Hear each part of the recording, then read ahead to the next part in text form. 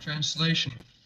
At that time, all his brothers followed him on beautiful chariots, drawn by first-class horses decorated with gold ornaments. With them were Vyasa and the rishis, like Dhaumya, the learned priest of the Pandavas, and others.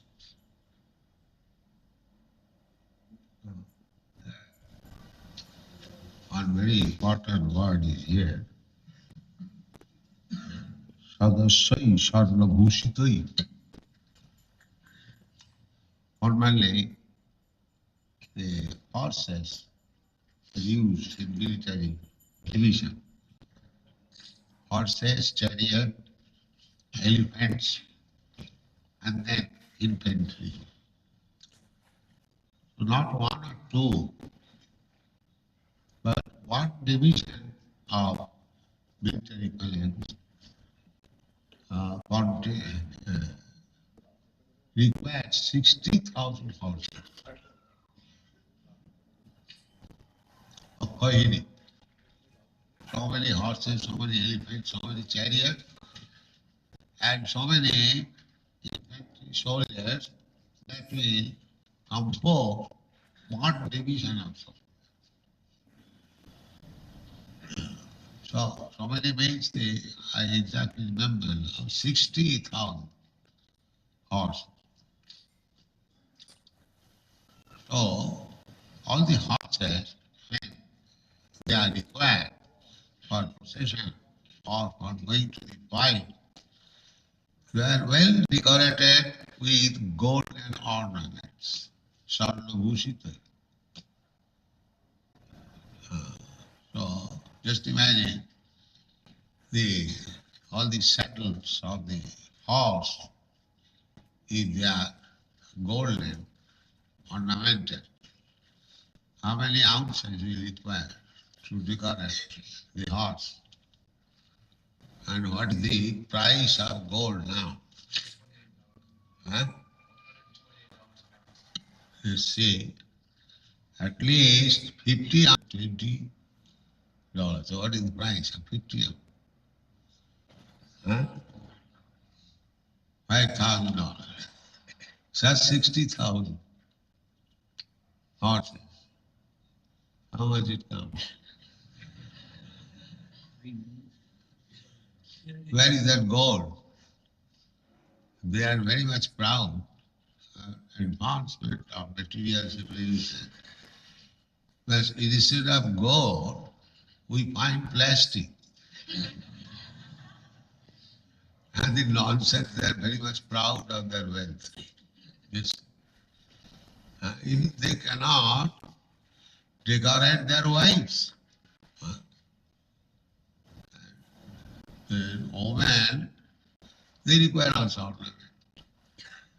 It is psychological. Monosamhita.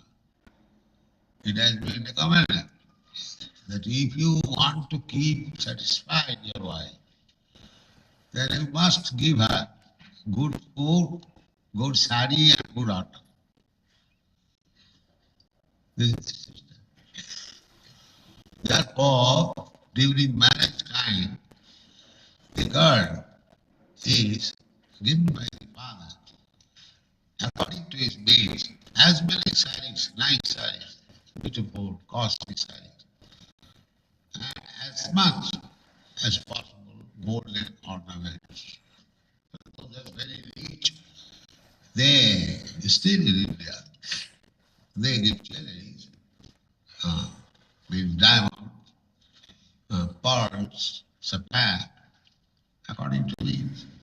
Those are richer class, they don't touch gold. They must be in jewelry. This is the system. So, this is the opulence. So much gold. When the Kurukshetra battle was finished, so the treasury was also finished. The treasury of the Pandavas, that was also finished. Because war means expenditure. So many hundred thousands of pounds and dollars required daily to finance the running on of the war. So Yudhishthira Maharaj wanted to, you got this, wanted to perform sacrifice. So sacrifice means he requires money, so much grain, so many ornaments, so much gold and ghee, everything required to perform sacrifice is not ordinary thing. Millions and millions of dollars required. Oh. The Kali Yuga, because people cannot collect such costly things. Suppose ghee, tons of ghee was being offered to the past. Where is that tons of ghee? Not enough. Then all utensils made of gold, the altar made of gold. Where is that gold? Therefore, not many days before, 5,000 years, the Indian history or this world history, now it is called India, but this whole world is Bharatvarsha. So, Yudhishthira Maharaj asked his brother, Dhananjaya, Arjuna, so bring some money from somewhere, otherwise how we can perform the sacrifices? We have finished all our treasury. So, Arjuna was little perplexed. The elder brother was king, and the younger brothers, they were commanders. So, Krishna saw that his friend is little perturbed. So he immediately gave information. This is God, Sarvagya. He knows what to find out. He gave him information that formerly one king, by the grace of Lord Shiva, he got information of a big gold mine or gold mine mountain. So that king used to manufacture so many things of gold, especially in sacrifice. He used to give immense dishes made of gold to the Brahmanas. So at that time the Brahmanas were also not very greedy. So the king, during the sacrifice, gave them unlimited number of dishes of gold, made of gold. So they accepted it, but when they came out of the sacrificial arena, they thought, who is going to carry so much load? Throw it. Just see. This is opulence. As nowadays, it is our system that the plate on which you eat, that should be thrown out. Formerly, people used to eat on golden plate, at least the royal family. And after eating, they used to throw away. Not for the second use. Just like India, still, it is observed, earthen plate used as here in your country, paper plate, in India, earthen plate. Once used, then it is thrown away. It cannot be used second time. Therefore, in rigid Hindu family, they don't use these china clay plates. They don't use because it is made of earth. So when it is earthen pot, as soon as you eat, it becomes contaminated. It must be thrown away. You cannot use for the second time. That was. So this system was formerly even for golden plates. Once used, then it cannot be used second time. It is thrown away. And thrown away means some poor man will collect. So there is no question of poverty.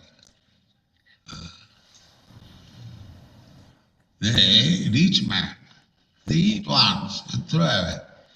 Their servants, other poor men, just like these Brahmanas, they threw away all these golden plates. Brahmanas were not required golden plate, but they were given a charity. Brahmanas would take it. They accepted. But they thought it that it is a load. Why should I carry? So there are heaps of golden plate lying near Himalayan mountain. So Krishna was giving information for converting them into money for spending the sacrifice. So this was the system. Therefore, Arjuna, another name is Dhananjaya. Dhananjaya means one who can conquer our riches. His brother was in need of money, and he brought money. Therefore, from that day, his name was Dhananjaya. One can conquer our riches.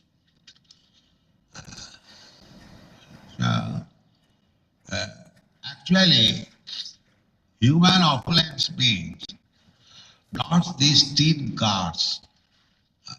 Once it is dashed with another car, it is finished, nowhere. Human opulence means the society must have enough gold, enough jewelry, enough silk, enough grains, enough meat, enough vegetables, like that. That is opulence. That is opulence. Formerly, a person was considered rich by two things. Dhandena dhanvan. How much great stock he has got at his home. A big pot filled with grains. Still, in India, if I am going to give my daughter to some family to see the family's opulence, I go to see the house, and if I see there are many God stock of grains and many cows, then it is very good. It is opulent. Dhandena dhanava, govaya dhanava.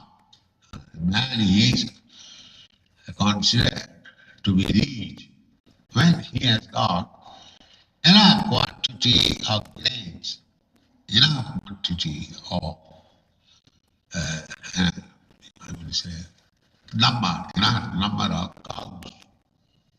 Just like Maharaj, Nanda Maharaj, the foster father of Krishna, he was keeping 900,000 cows. And he was rich man, he was Maharaj, king. But see the behavior, his beloved son, Krishna and Balaram, he is interested to take care of the calves and cows. Go in the forest. He is well dressed with ornament and nice dress, everything. All the cowherds boy, they are very rich. They have got enough grains and enough milk. Naturally they are rich. But not that the cows and the calves will be taken care of by some hired servant. No, they will take care himself.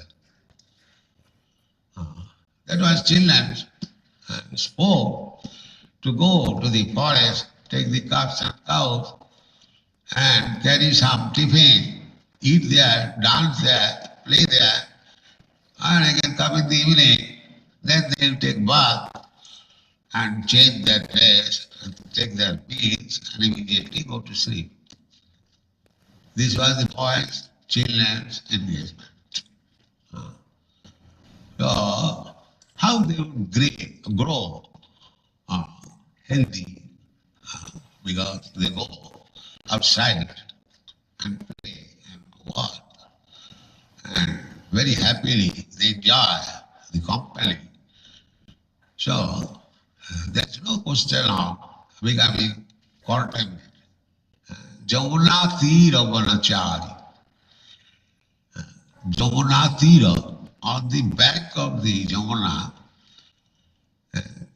just like we go to the seaside, the beach, similarly there is bank of Jamuna, very nice river, and there are trees. So these boys, Krishna and his friends, with their question of education at that time. After the child is grown up, healthy, nice, then he goes to school. Otherwise, first of all, eat sumptuously, meat, butter, and sugar, and play sufficiently in open air with friends. Take care. Grown up, his real father took this Kshatriya, this Maharaj Yudhishthira, they also Kshatriya. So when they are going to see Bhishma,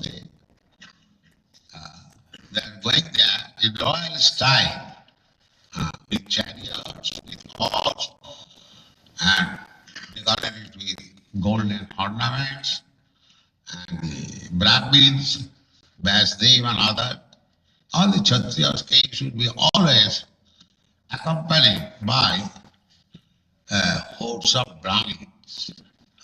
As soon as they require any instruction, immediately consult the Brahmanas and they give good advice. Do like this. This is the business of the Brahmana. And the kings, they would not do anything without consulting. Don't think that because there was monarchy, they are all autocrat. No. If the Brahmanas would not agree, then they want to. The Brahmanas committee, all saintly persons, learned scholars, Brahmanas, there was a committee, and the king would take their advice how to manipulate the political affairs or administration, and they would consult standard books. Just like nowadays the rascals, every day they are changing some law. Somebody told me where in Africa, every week there is change of the cabinet. Every week. And so, the full of rascals, the one rascal will fight with another rascal. So there is no stability of government. All these rascals, politicians, they are trying to occupy the post. I shall become president, I shall become secretary, and then I shall exploit the state like anything. This is the motive. their manifestation that I am going to give you heaven. If you select me president, then I shall give you heaven within 3 minutes. So these promises, they simply promise. Actually, there is nothing. But king was very responsible, as we are discussing. The Maharaj Yudhishthira was thinking of the women. Now their husbands and their sons or their fathers, so many have died. Now, how to take care? He was perplexed. So responsible for the children, for the brahmanas, those were helpless. Women, children, brahmana, and old men, and the cows. They must be taken first care. That was the king's duty. Children, and who is taking care of the children? Who is taking care of the woman? And who is taking care of the brahmanas? There is no brahmana. If there are some brahmanas we are creating now, who is taking care of this? It was the duty of the government to see this Krishna consciousness movement. Oh, such an important movement is going on. Our first attention should be how this movement can go on. So nice character, so nice behavior, so nice knowledge, so nice consciousness of God, so pure, the government has no attention.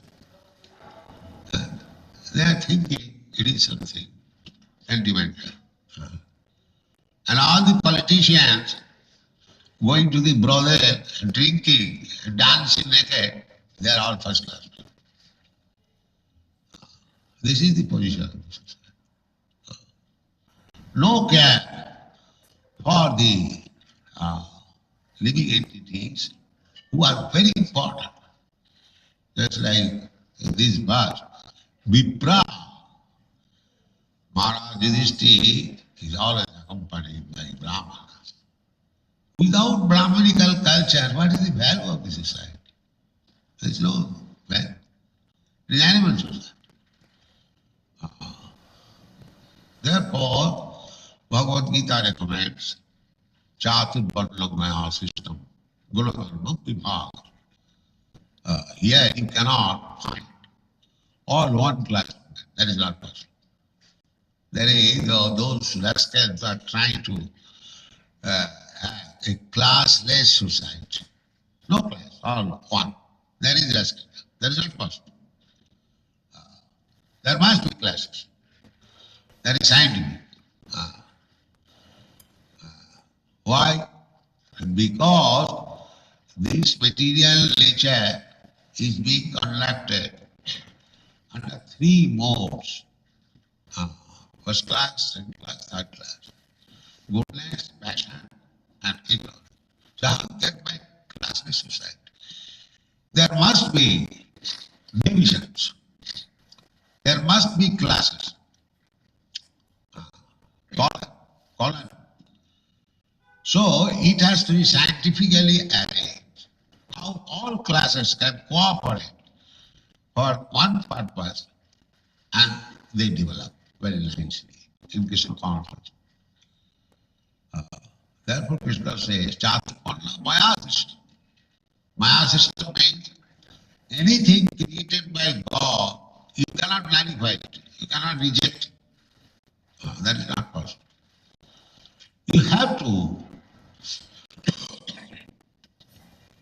accept it and possibly utilize it. Therefore, devotees, they take it for granted. If there is distress condition of life, they take it that it is created by God. I am now in distress. It is creation of God. So why shall I hate it? Let me tolerate. Let me undergo this distress condition of life.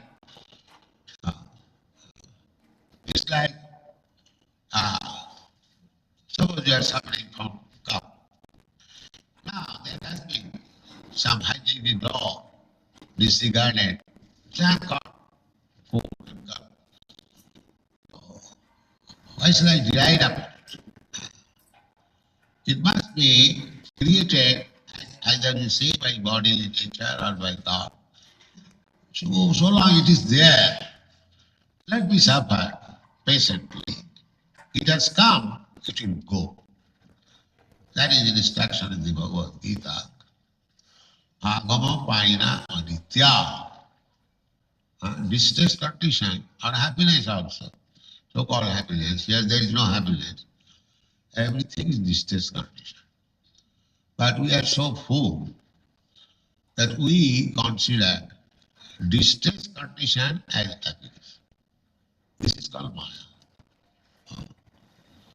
Distress condition as happiness. For example, suppose you have to go to see a friend, and nowadays, friend on anything, not less than 10 miles. So you have to go 10 miles, and then see your friend, and then do your work. So I am taking the trouble of going 10 miles to see a friend, or 30 miles to see a medical practitioner, but I am very much proud of my car, that I have got a car. I don't consider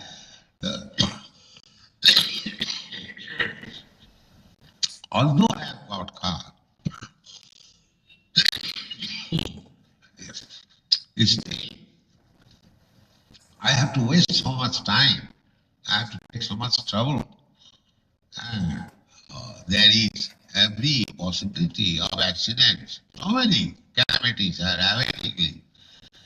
But we think that now we have discovered this horseless carriage. We are advanced. Similarly, if you study every item, you will find that although they are created by the modern scientific advancement, a little comfort of life, side by side, we have created many discomforts that we do not find. That is the ways of this material nature. The ways of material nature is that you cannot remain in comfort. That is not by laws of nature. Titab Yantara, three kinds of miseries. Adhyati, Adhibhuti, Adhidevi. They must be there, all this. Just like I am your spiritual master. You have kept me very nicely to your best capacity. But I am coming. I am coming. So, indeed, we are situated in one kind of comfortable position, then another uncomfort will come at a time. That is called three divisions. Adhyathic, Adhibhutik, Adhidevi. Or there is no calm, or there is no trouble. But if you see one very unsatisfactory letter of a friend, you become very sorry. This is called adhyathic, pertaining to the mind, pertaining to the body. Adhyathic, Adhibhutik, troubles offered by other living entities, and Adhidevi, trouble offered by the higher authorities. There's the excessive heat, you cannot control. Excessive cold.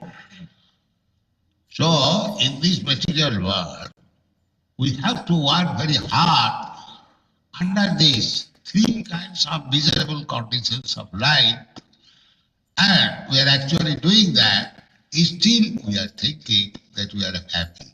And after all, after doing this, we have to change this body. That means death.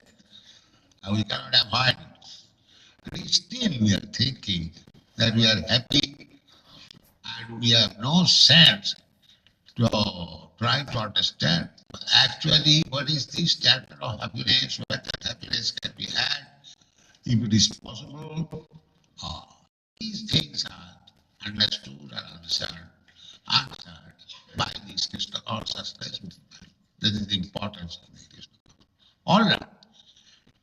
It is not one-sided that we are thinking of Krishna. Thinking of Krishna means thinking of everything, because Krishna is everything. Without Krishna, there is no other thing. Aham Krishna San. There is that verse. The same chapter. Prabhupada Pralayastha. Prabhupada Pralayastha. In this world, there are two things, Prabhava and Pralaya. Prabhava means generation, generating, and Pralaya means annihilation. Two things. Everything. Whatever you take, it is generated at a certain Krishna Sarvasya Prabhava Parapralayasthatha. That is the ultimate cause. Janmadasya jataha. We don't take simply generation. Generation, maintenance and annihilation. Three things. Just this body is born at a certain date. It remains for a certain period and then it is annihilated. So everything material means it has a beginning. It is born or it is manufactured at a certain point. It keeps for some time, then it is destroyed. Therefore, the Vedanta Sutra says, Janmadasya jataha. Janma sthiti pralaya. So, to understand Krishna means to understand everything, how it is generated, how it is maintained, and how it is annihilated. That is full Krishna consciousness.